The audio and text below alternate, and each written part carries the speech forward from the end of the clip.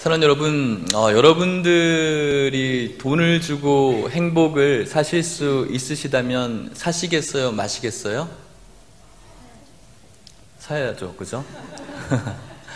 이런 이야기를 어디서 봤어요. 행복한 삶을 파는 가게가 문을 열었다는 거죠.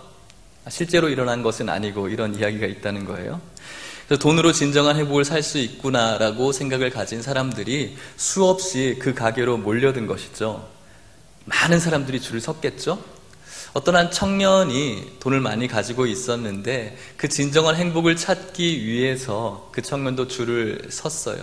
굉장히 긴 줄이었는데 그 행복을 찾고 싶어서 사고 싶어서 계속해서 기다려서 끝내는 그 가게에 들어간 것이죠. 그 가게는 총 5층으로 되어져 있었던 것 같아요. 그래서 1층에 들어가 보니까 진열되어져 있는 행복이 있었는데 첫 번째 1층에서 행복은 어떤 행복이었냐면은 현명한 아내와 소박하지만 천수를 누릴 수 있는 그런 행복한 삶이었던 것 같아요. 그리고 난 다음에 1층을 지나서 2층으로 올라갔어요. 2층에 가니까 이제는 아름다운 그리고 성실한 아내와 착하고 똑똑한 아이들과 건강하게 살아가는 삶이었어요. 그렇게 생각이 들자 위로 올라갈수록 더 행복한 상품들이 있겠구나 생각을 한 것이죠. 그래서 그런 욕심을 가지고 3층으로 걸어 올라간 거예요.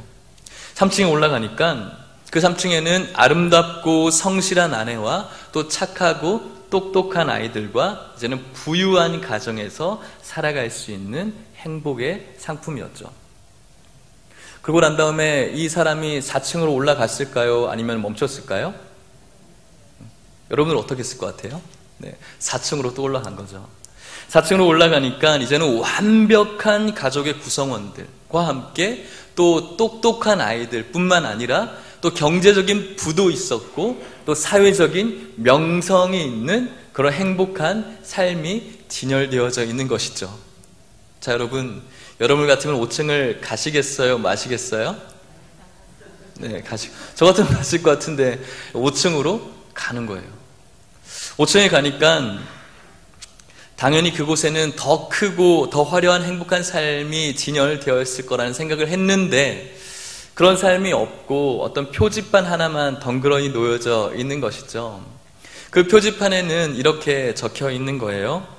행복을 파는 가게에 오신 손님께 감사드립니다. 하지만 죄송하게도 5층까지 올라오실 정도인 손님의 욕망을 충족시켜드릴 행복은 저희 가게에 준비할 수가 없습니다.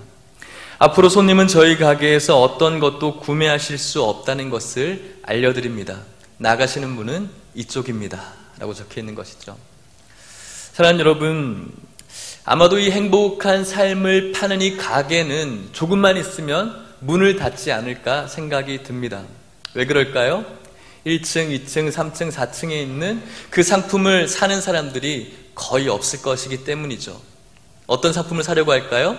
5층으로, 6층으로 올라가고 싶어 하는 것이죠.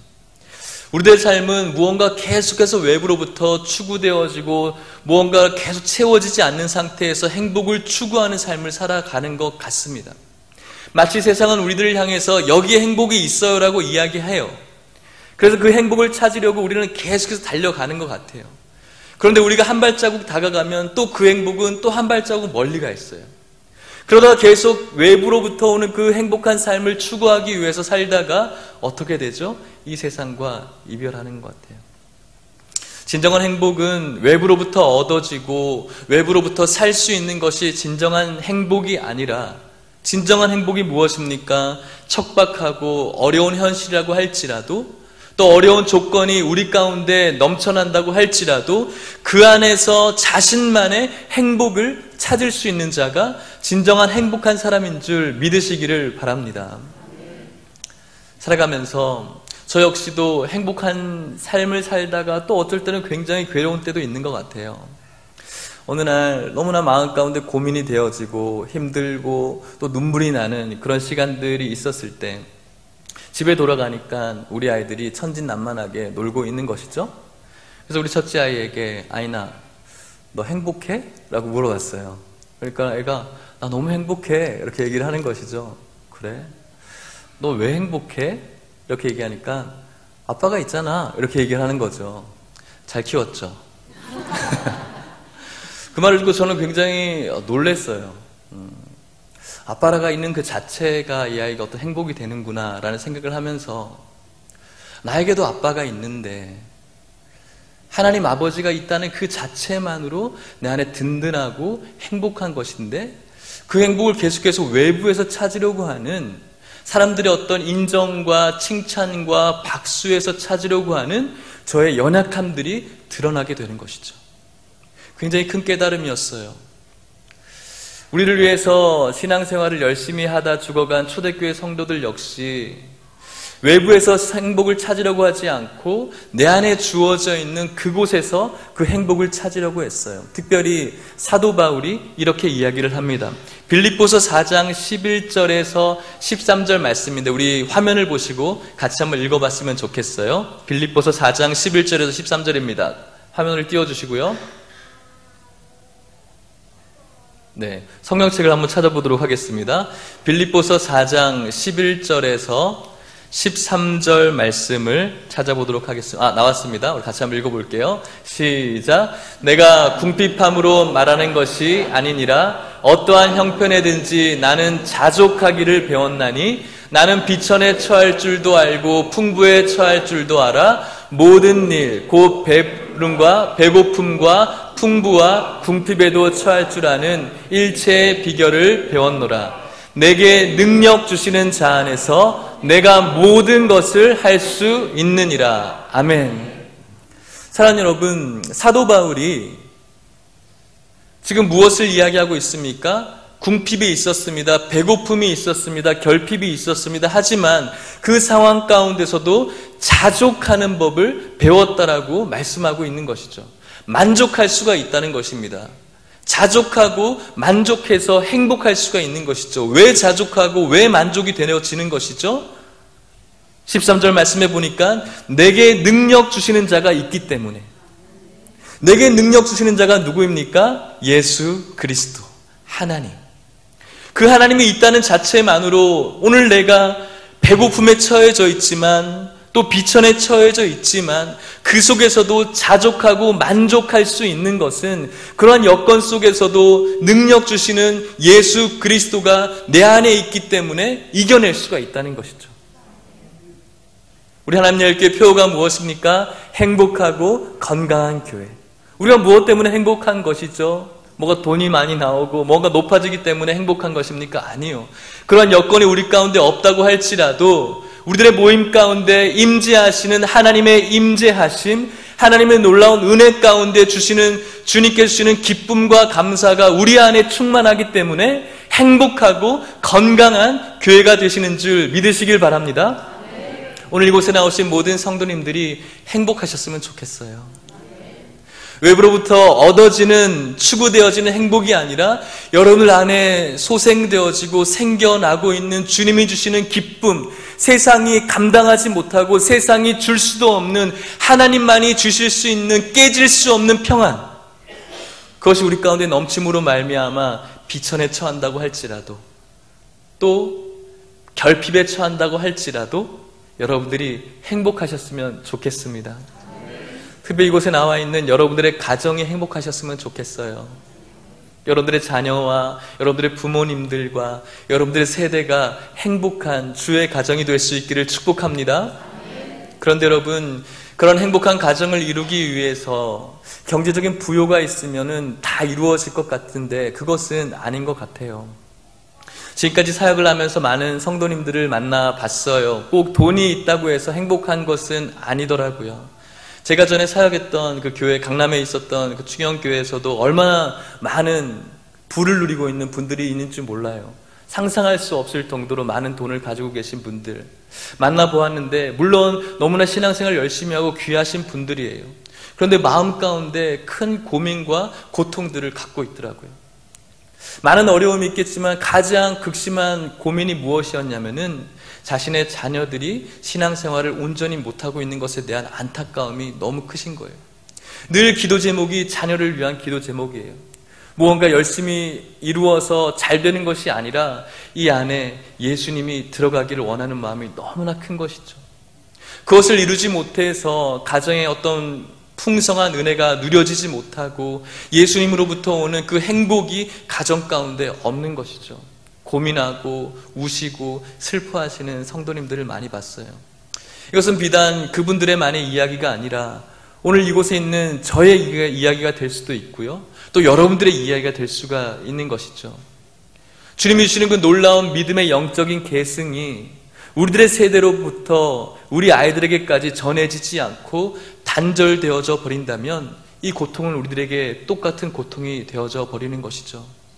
이것은 가정에게만 생겨지는 고통이 아닙니다. 우리 교회에게도 일어날 수 있는 고통이죠. 기성세대가 누리고 있는 하나님의 놀라운 은혜가 아까 우리 나왔던 이렇게 아름다운 아이들에게 전해지지 못한다면 우리 하남예일교회 커다란 재앙이고 불행이고 비극일 수가 있는 것이죠. 그런데 여러분, 이 일이 성경 속에서도 벌어지고 있었다는 거예요. 성경 속에서 이런 일이 벌어졌고 이렇게 벌어지는 일을 통하여서 오늘 우리들에게 주시고자 하시는 하나님의 메시지가 있어요. 우리가 사사기 2장 말씀을 읽었죠. 영적 계승의 단절이 있다라고 성경이 이야기를 하고 있습니다. 영적인 단절입니다. 하나님을 아는 세대와 하나님을 알지 못하는 세대가 이루어졌다라고 말씀하고 있습니다. 이것은 우리들에게 굉장히 중요한 의미가 있어요. 왜 그렇습니까? 이스라엘 백성들의 영적인 단절이 시작되어졌는데 이것은 단순히 영적인 계승의 단절로 끝난 것이 아니라 그 후에 일어나는 이스라엘의 모든 고통과 모든 눈물과 아픔의 시작이었기 때문에 그래요. 영적인 계승의 단절은 오늘날 우리들에게 있어서 있을 법한 그래도 되는 일이 아니라 우리 삶에 앞으로 일어날 모든 눈물과 고민의 시작이 될 수 있기 때문에 중요한 것이죠. 사랑하는 여러분, 여러분은 너무나 잘 알고 계시죠? 이스라엘 백성들이 어디로부터 탈출을 했죠?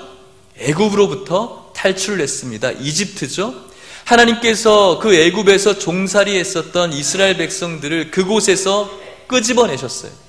끄집어내셔서 그 이스라엘 백성들을 보내시고자 했던 땅이 있었는데 그 땅이 어떤 땅이었죠? 가나안 땅이었죠.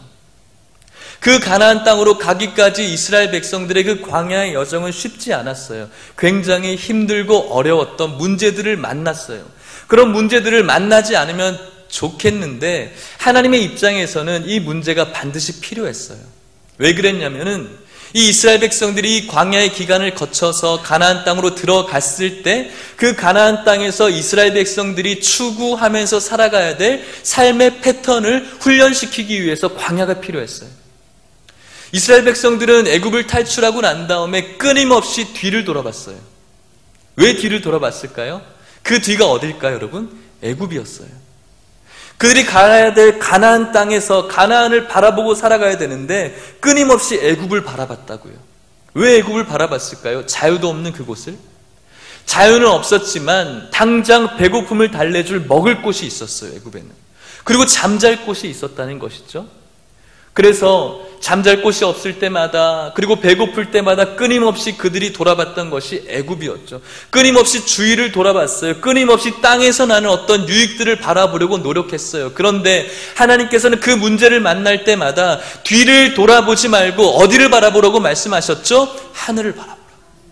하나님을 바라보라고 말씀하시는 거예요. 계속해서 그것을 훈련시켜 나가는 것이죠. 왜 그렇습니까? 너희들이 들어가야 될 그 가나안 땅에서 너희들이 가지고 가야 될 삶의 패턴은 땅을 바라보는 것이 아니고 뒤를 바라보는 것이 아니고 어디를 바라보는 것이다? 하늘을 바라보는 것이다.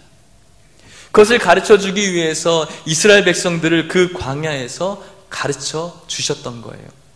사랑하는 여러분, 오늘날 많은 사람들이 이 가나안 땅을 꾸미고 있는 말들이 있어요. 어떤 땅이라고 이야기를 하죠. 가나안을 젖과 꿀이 흐르는 땅. 여러분들에게 한번 질문을 한번 던져보셨으면 좋겠어요. 애굽이라는 나라가 있고요. 가나안이라는 땅이 있어요. 실제적으로 애굽이 젖과 꿀이 흐르는 땅일까요? 아니면 가나안이 젖과 꿀이 흐르는 땅일까요? 우리는 좀 세뇌가 많이 되어 있어요. 그래서 하나님께서 늘 젖과 꿀이 흐르는 가나안 땅이라고 하니까 좀 헷갈려 하시는데, 실제적으로 우리가 객관적으로 봤을 때 애굽, 이집트가 젖과 꿀이 흐르는 땅일까요? 가나안 땅일까요? 애굽이에요, 여러분. 세계 4대 문명은 큰 강을 끼면서 그 땅에서 문명이 피어났어요. 황하 문명, 황하강을 끼고 있죠. 메소포타미아 문명이 티그리스 강과 유프라테스 강을 끼고 있죠. 인더스 문명은 어디에서 나왔습니까? 인더스 강에서 나왔어요. 이집트 문명은 어디서 발달을 했죠? 나일강에서 나왔어요. 나일강이 있다는 것은 무엇을 의미하죠? 물이 풍부하다는 거예요. 물이 풍부하기 때문에 그들의 곡식이 풍성하게 소출되어질 수가 있다는 것이죠. 반면에 가나안 땅은 산과 골짜기와 강야로 이루어진 땅이에요. 척박하기 그지없는 땅이죠. 그렇다면 여러분, 정리가 되죠? 애굽 땅이 젖과 꿀이 흐르는 땅입니까? 가나안 땅이 젖과 꿀이 흐르는 땅입니까? 어딥니까? 네, 애굽 땅입니다, 여러분. 받아들이기 싫으시죠? 네, 받아들이지 않으셔도 됩니다. 왜 하나님께서 그 가나안 땅을 젖과 꿀이 흐르는 땅이라고 그렇게 말씀하고 계실까요? 그것은 성경에서 하나님께서 말씀하시는 중요한 영적인 근거가 있기 때문이죠. 신명기 11장 10절에서 12절 말씀인데, 말씀을 한번 화면을 보시고 읽어보도록 하겠습니다. 읽겠습니다. 시작. 네가 들어가 차지하려는 땅은 내가 나온 애굽 땅과 같지 아니하니 거기에서는 너희가 파종한 후에 발로 물대기를 채소밭에 댐과 같이 하였거니와 너희가 건너가서 차지할 땅은 산과 골짜기가 있어서 하늘에서 내리는 비를 흡수하는 땅이요 내 하나님 여호와께서 돌보아 주시는 땅이라. 연초부터 연말까지 내 하나님 여호와의 눈이 항상 그 위에 있느니라. 아멘. 할렐루야. 왜 가나안 땅이 젖과 꿀이 흐르는 땅입니까? 이스라엘 백성들이 애굽 땅에 있었을 때 보았던 그 땅은 그 나일강의 물줄기를 밭에 데려고 왔을 때 발로 밟아야 됐어요. 발로 그 길을 내야 됐죠. 하지만 그 가나안 땅에서 그들의 물이 공급되어지는 곳은 어디입니까? 하늘이었어요. 하늘에서 내오는 그 물줄기를 따라서 이스라엘 백성들이 농사를 지을 수가 있었어요.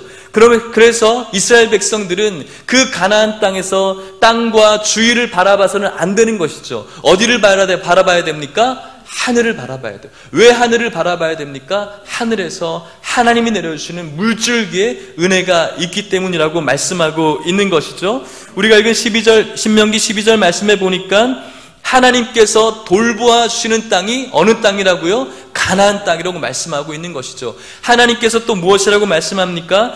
여호와의 눈이 항상 그 땅 위에 있다라고 말씀하고 있는 거예요. 그래서 그 땅이 젖과 꿀이 흐르는 땅이죠. 세상에서 주시는 풍요와 세상에서 주는 어떤 유익과 만족이 우리들에게 주시는 어떤 만족이 되지 못할 때가 있겠지만, 하나님께서 항상 함께 계시고 하나님께서 언제나 주목하고 계시고 하나님께서 하늘의 은혜를 내주시는 그 땅이야말로 이스라엘 백성들에게 있어서 젖과 꿀이 흐르는 땅이라는 말씀입니다. 사랑하는 여러분, 이 땅을 사모하고 계십니까? 이 땅이 여러분들 가운데 있다는 사실을 믿으십니까? 우리들에게도 들어가야 될 진정한 가나안 땅이 있습니다. 하나님의 나라입니다. 천국입니다. 예수님께서는 그 하나님의 나라가 이미 우리들에게 임했다라고 말씀하고 있어요. 믿지 못하시죠? 여러분들의 마음 가운데 하나님의 나라가 있는 줄 믿으시길 바랍니다. 하나님의 나라가 우리 가운데 있다는 것은 오늘 우리가 영적인 가나안에 살아가고 있다는 것이죠. 이 영적인 가나안 가운데 여러분들이 살아가시면서 여러분들이 바라보아야 될 대상이 무엇입니까? 뒤가 아니라는 것이죠. 주위가 아니라는 겁니다. 땅이 아니라는 것입니다. 거기서 엉뚱한 곳에 시선을 두지 말라고 주님께서 말씀하시는 것입니다. 영적인 가나안을 걸어 들어가고 있는 여러분들이 바라봐야 될 곳, 그것은 바로 하나님의 나라, 하나님을 바라보셔야 되는 것입니다. 여러분들이 이 땅 가운데 누리면서 살아가야 될 영적인 삶의 패턴은 땅을 바라보는 것이 아니라 하나님의 나라를 바라봐야 되는 것인 줄 믿으시기를 축복합니다. 이스라엘 백성들은 가나안 땅으로 들어가서 무엇을 바라보았을까요? 성경을 볼까요? 사사기 2장 6절 말씀 같이 읽어보도록 하겠습니다. 화면을 보시고요. 시작. 전에 여호수아가 백성을 보내매 이스라엘 자손이 각기 그들의 기업으로 가서 땅을 차지하였고, 이스라엘 백성들이 하나님께서 인도하셔서 그 가나안 땅을 차지했다라고 말씀하고 있죠. 하나님께서 이루신 일입니다. 그들이 그 땅 가운데 들어가서 어떻게 삶을 살았나요? 2장 7절 말씀을 또 읽어볼까요? 시작. 백성이 여호수아가 사는 날 동안과 여호수아 뒤에 생존한 장로들, 곧 여호와께서 이스라엘을 위하여 행하신 모든 큰 일을 본 자들이 사는 날 동안에 여호와를 섬겼더라. 아멘. 그들이 가나안 땅으로 들어가서 어떻게 살았죠? 여호와를 섬겼어요. 칭찬받을 만한 일이고 잘했어요. 그런데 문제가 조금 있어요. 언제까지냐는 것이죠. 우리가 읽은 7절 말씀에 보니까 언제까지 섬겼다라고 말씀하고 있냐면 여호수아가 사는 날 동안 섬겼다는 거예요. 2장 8절 말씀을 읽어보겠습니다. 2장 8절입니다. 시작.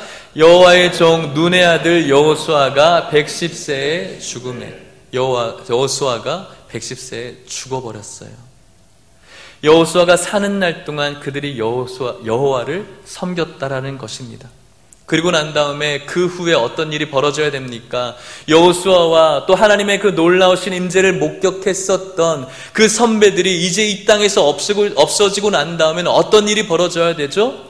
믿음으로 일어서야 될 다음 세대들이 생겨나야 되는 것이죠. 다음 세대가 이제 하나님을 바라보면서 이 땅 가운데 있는 모든 문화를 정복하고 제압하고 그 땅의 문화를 변화시키는 세대로서 일어나야 되는 거예요. 그런데 여러분, 성경은 그 다음 세대를 향해서 이상한 표현을 하고 있어요. 하나님을 바라보면서 일어나야 될 다음 세대들을 향해서 성경이 표현하기를 다른 세대가 일어났다라고 표현하고 있어요. 2장 10절 말씀을 같이 한번 읽어볼까요? 읽겠습니다. 시작. 그 세 사람도 그 조상들에게 돌아갔고 그 후에 일어난 다른 세대는 여호와를 알지 못하며 여호와께서 이스라엘을 위하여 행하신 일도 알지 못하였더라. 아멘. 하나님의 말씀을 붙들고 하나님의 나라를 바라봐야 될 다른 세대가 일어나야 되는, 다음 세대가 일어나야 되는데 다른 세대가 일어났다는 거예요. NIV 영어 성경에는 Another generation이라고 말씀하고 있어요. Next generation이 아니라 하나님을 모르는 또 다른 이상한 세대가 일어난 것이죠. Another 세대가, Another generation이 지금 만들어졌다라고 이야기를 하고 있는 것이죠. 무엇이 다른 것이죠? 여호와를 모르는 세대라는 거예요. 이것이 앞으로 겪게 될 이스라엘의 재앙의 시작이었던 거예요. 다른 세대가 생겨나게 된 것. 사랑하는 여러분, 이 당시에 일어났던 이 일이 오늘날 어떤 연관 관계가 있을까요? 오늘 우리가 살아가는 이 시대는 어떤 시대인 줄 아십니까, 여러분? 종교개혁의 불꽃으로 뜨거웠던 유럽이 지금 어떻게 변한 줄 아십니까? 어떻게 변했습니까? 사진 몇 장을 여러분들에게 보여주고 싶은데요. 첫 번째 사진을 한번 보여주시겠어요? 여러분, 여기가 무엇처럼 보입니까? 신발도 있고 보니까 옷도 있네요. 뭐처럼 보이세요? 옷가게처럼 보이죠. 근데 이곳은 교회예요. 1989년도에 네덜란드 암테스트람에 세워진 19세기 교회. 종교개혁의 불꽃이 일어났던 이 교회가 이렇게 옷가게로 변했어요, 지금은. 그 다음 사진을 보여주시죠. 이것은 영국에 있는 브리스톨의 세인트 폴 교회, 성 바울 교회예요. 무엇하고 있는 것처럼 보입니까? 줄을 막 매달아 놨죠. 서커스 훈련 학교로 변했어요, 교회가. 그 다음 장면 한번 보여주시죠. 이것은 뭐처럼 보이세요? 술집이에요. 이 교회는 에딘버러에 있는 루터교 교회인데 이 교회가 지금 프랑켄슈타인을 테마로 하는 주점으로 변했어요. 내려주시고요. 사랑하는 여러분, 한때 유럽 종교개혁을 부르짖고 뜨거웠던 종교개혁에 불이 일어났던 이 교회들이 지금 주점으로, 옷가게로, 또 서커스 학교로 변했다는 것이죠. 실제로 지금 일어나고 있는 일이에요. 우리나라는 어떨까요, 여러분? 작년에 8월 17일 날 종교개혁 500주년을 맞아서 한 포럼이 열렸습니다. 한국교회 미래 전략 수립을 위한 포럼이었습니다. 그 포럼에서 어떤 결과가 나왔냐면은 예장 합동, 우리 교단이죠. 우리 합동 교단의 교회 약 30%가 교회 학교가 없다는 거예요. 주일 학교가 없다는 거예요. 우리 교단의 문제가 아닙니다. 모든 교단을 합친 우리 한국 교회를 따지면 50%의 교회 주일 학교가 문을 닫았어요. 계속해서 그것은 시작되어지고 있고 빨라질 것이라고 예상을 하고 있다는 것이죠. 왜 이런 일이 벌어졌습니까, 여러분? 이것이 비단 우리들의 문제가 아닐까요? 왜 이런 비극이 벌어지고 있는 것입니까? 다음 세대의 영적인 계승이 단절되어졌다는 것이죠. 다음 세대가 하나님의 말씀을 붙들고 일어나야 되는데 다음 세대가 다른 세대가 되어졌다는 것입니다. 슬픈 일입니다. 비극적입니다. 불행한 일입니다. 이 일은 다른 나라와 다른 곳에서 벌어지는 것이 아니라 오늘 여러분들의 가정에, 오늘 우리 교회에 일어날 수 있는 현실이 될 수가 있다는 것이죠. 다음 세대는 하나님이 약속하신 이 가나안 땅에서, 그 땅이 어떤 땅인지, 이 땅에서 어떻게 살아가야 되는지, 이 땅 가운데서 어떠한 은혜를 누리면서 살아가야 되는지 배울 필요가 있는데 그것을 배우지 못한 거예요. 이스라엘의 다음 세대들이 다른 세대가 되었던 근거가 무엇입니까? 성경이 무엇이라고 이야기합니까? 우리가 읽지는 않았지만 사사기 2장 2절 말씀을 같이 한번 읽어볼게요. 시작. 너희는 이 땅의 주민과 언약을 맺지 말며 그들의 제단들을 헐라하였거늘 너희가 내 목소리를 듣지 아니하였으니 어찌하여 그리하였느냐? 하나님의 사자가 이스라엘 백성들에게 찾아왔습니다. 내가 너희들에게 분명히 말씀했지. 이 땅의 주민과 언약을 맺지 말고 제단들을 헐라고 했는데 너희들이 그렇게 하지 않았다는 거예요.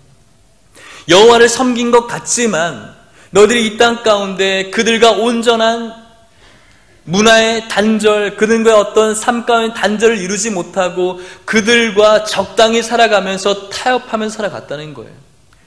세상 사람들이 이야기하고 있는 그 가치관을 그대로 쫓아가고 그들이 옳다라고 이야기하는 그 옳음을 그대로 옳다라고 이야기하는 것, 그들이 추구하는 세상에서의 행복을 그대로 추구하면서 한 손에는 하나님을 붙들고 한 손에는 세상을 붙들면서 적당히 살아가는 것이 너희들의 삶이었다는 것이죠. 꼭 그렇게까지 믿어야 돼? 왜 그렇게 고지식해? 꼭 그렇게까지 믿음 생활을 해야 돼?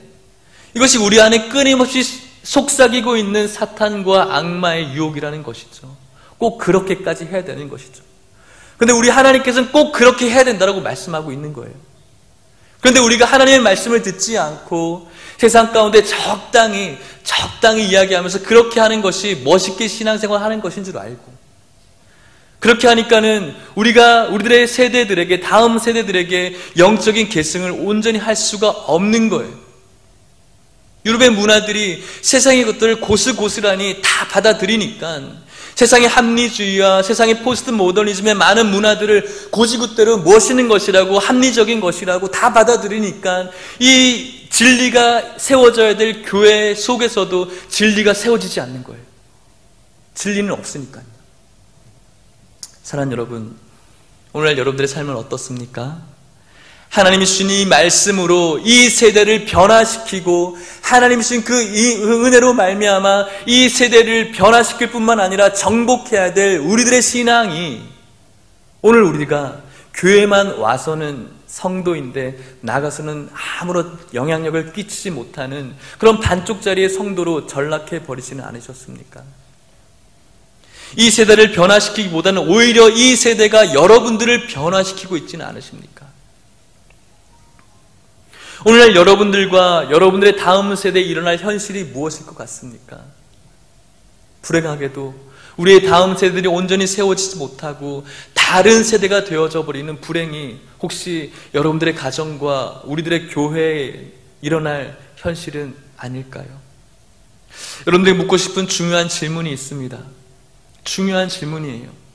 혹시 여러분들의 삶이 한 손에는 하나님을, 또 한 손에는 세상을 적당히 얼버무려 가면서 그렇게 삶은 삶이라고 고백하고 인정하신다면, 이런 불행한 삶에 여전히 파묻혀 지내기를 원하십니까? 아니면 이 삶 가운데서 탈출하고 싶은 욕망, 아니 그런 마음이 있으십니까? 오늘 이런 불안한 삶에 파묻혀 있지 않고 다시 나올 수 있기를 원한다면 오늘 우리들에게 필요한 것이 무엇일까요? 사랑하는 여러분, 우리는 우리 아이들에게 많은 것들을 가르칩니다. 오늘날 여러분들이 여러분들의 아이들에게, 우리 주일학교 아이들에게 신앙을 위해서 하시고 있는 말씀들이 무엇입니까? 예배 잘 드려라, 예배 시간 늦지 마라, 예배 시간에 졸지 마라, 장난치지 마라, 떠들지 마라, 성경 열심히 읽어라. 물론 여러분, 이것은 우리들에게 굉장히 필요한 겁니다. 당연히 그렇게 해야 된다고 생각이 듭니다. 그런데 여러분, 이렇게 이야기하는 하지 마라, 해라, 이렇게 수많은 이야기들 가운데 정작 우리에게 놓치고 있는 부분이 있어요.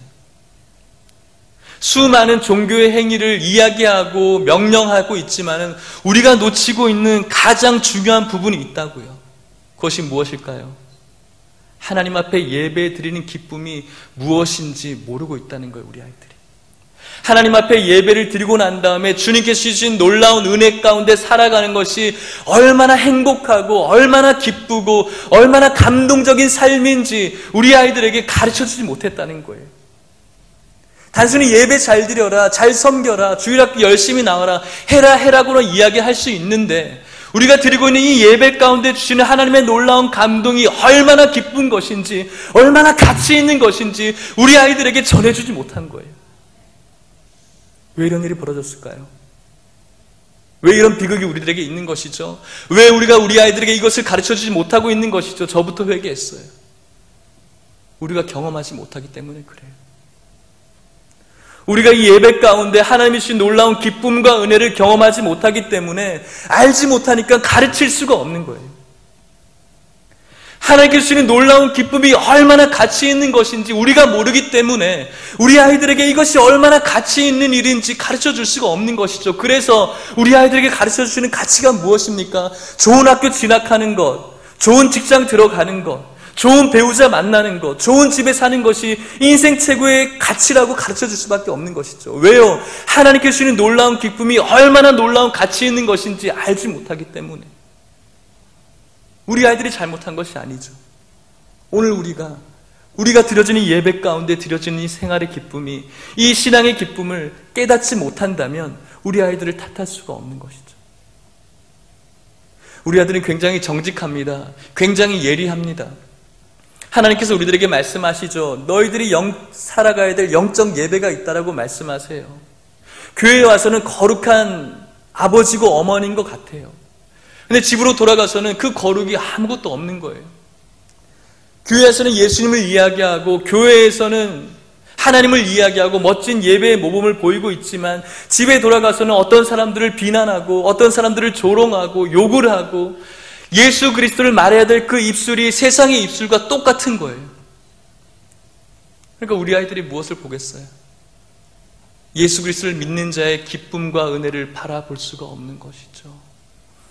사랑하는 성도 여러분, 말씀을 마치려고 합니다.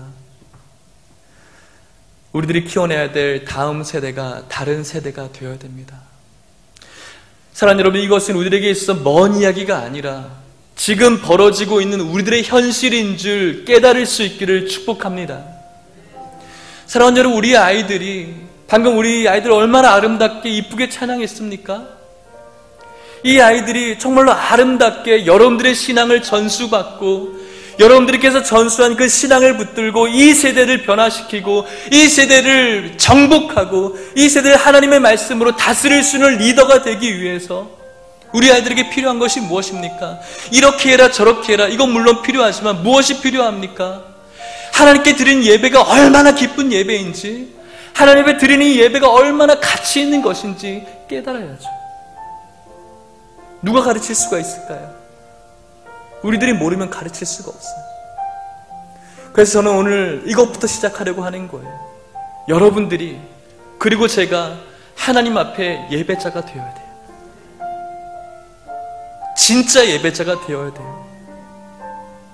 아름다운 뻔질한 모습으로 나와서 드리는 그런 형식적인 껍데기의 예배가 아니라 오늘 모임 가운데 하나님께서 임하시는 사실을 깨닫고 그 하나님께서 주시는 놀라운 은혜를 사모하면서 찬양을 하고 기도를 하고 하나님 주신 놀라운 말씀을 사모함으로 받아들이면서 내 가슴을 치면서 변화하기를 원하는, 갈망하는 그 삶의 태도를 볼 수 있는 예배자. 순전한 내 영혼이 하나님 앞에 드려질 수 있기를 원하는 마음으로 세상 것들을 다 내려놓고 설 수 있는 예배자. 이 예배부터 시작되어야 돼요. 오늘 여러분들이 이 예배에 실패한다면 우리들의 세대에게 기대할 수가 없어요. 영적인 단절을 이룰 수밖에 없다는 것이죠. 사랑하는 성도 여러분, 오늘 이 시간 우리가 깨달으셨으면 좋겠어요. 여러분들의 다음 세대가 다른 세대가 되지 않기를 원하는 마음으로 하나님, 오늘 내가 주님 앞에 예배자가 되어지게 하여 주시옵소서. 이 예배 속에서 하나님의 놀라운 기쁨을 마음껏 누릴 수 있는 예배자가 내가 될 수 있게 하여 주시옵소서. 예배의 방관자가 되지 않게 하여 주시옵소서. 방청자가 되지 않게 하여 주시옵소서. 이 예배에 깊숙이 들어가서 비록 앞에 있는 사람이 멋지게 예배의 말씀을 증거하지 않는다고 할지라도, 비록 찬양대가, 비록 기도자가 뭔가 조리 있게 멋있게 하지 않는다고 할지라도 오늘 이곳에 임재하시는 전능하신 하나님을 느끼면서 주시는 귀한 말씀 속에서 하나님을 발견하며 그 말씀 속에 주의 은혜를 누릴 수 있는 예배자, 그 예배자가 내가 되게 하여 주시옵소서. 그런 마음으로 오늘 여러분들의 삶이 나아간다면 우리는 문제 없어요. 다음 세대 문제가 없어요. 그런 다음 세대를 키워낼 수 있는 여러분들의 가정과 우리 하남 예일교회가 될 수 있기를 주님의 이름으로 간절히 축복합니다. 우리 같이 한번 찬양했으면 좋겠는데요. 여러분 잘 모르시는 찬양인데 이 곡은 우리 아이들이 부르는 찬양이에요. 예배자가 되고 싶습니다. 어느 곳에서든지 어디에서든지 예배자가 되고 싶습니다라는 찬양이에요. 우리 아이들에게 필요한 찬양이지만 정작 우리들에게 필요한 찬양이에요. 잘 모른다고 할지라도 기도하는 마음으로 같이 찬양하겠습니다.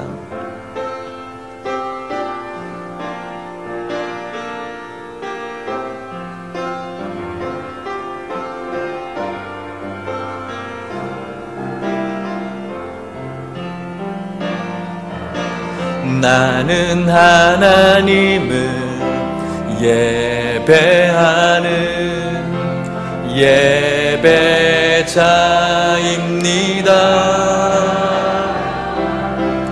내가 서 있는 곳 어디서나 하나님을 예배합니다.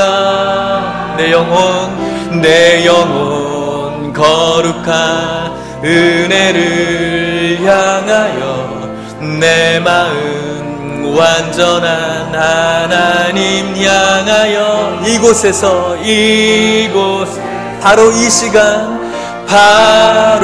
시간 하나님을 우리 다시 한번 할까요? 나는 하나님을 예배하는 예배자입니다. 나는 하나님을 예배하는 예배자입니다. 어디에서요? 내가 서 있는 곳 어디서나 하나님을 예배합니다. 아멘. 내 영혼 거룩한 은혜를 향하여 내 마음 완전한 하나님. 어디에서요? 이곳에서. 언제요? 바로 이 시간 하나님을 우리 그 덕건서를 찬양합시다. 예배합니다. 찬양합니다. 예배합니다. 찬양합니다. 주님만 날 다스리소. 예배합니다. 예배합니다. 찬양합니다. 주님 홀로 높임. 예배합니다. 찬양합니다. 예배합니다. 찬양합니다. 주님만 날 다스리소서. 주님만 날 다스리소. 예배합니다. 예배합니다. 찬양합니다. 주님 홀로 높임 받으소서. 제가 기도하겠습니다.